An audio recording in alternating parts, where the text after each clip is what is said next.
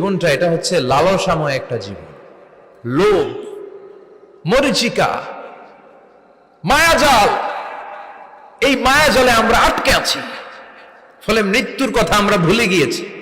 পাগলের মতো ছুটছি, আরো টাকা লাগবে, আরো খ্যাতি লাগবে, আরো যশ লাগবে। সাইয়েদনা ওমর ফারুক বলেছেন, মুতু ক্বাবলা আন তামুতু, মরার আগে একবার মরো। হাসিবু ক্বাবলা আন তুহাসাবু আলাইকুম, তোমার হিসাব নেওয়ার আগে তুমি একবার নিজের হিসাবটা করো না।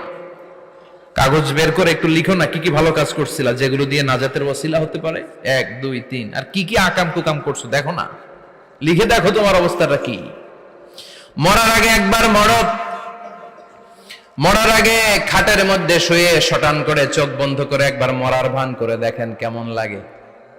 চোখটা বন্ধ করেন আর ভাবেন আপনি নাই, কি কি হতে পারে ভাবেন।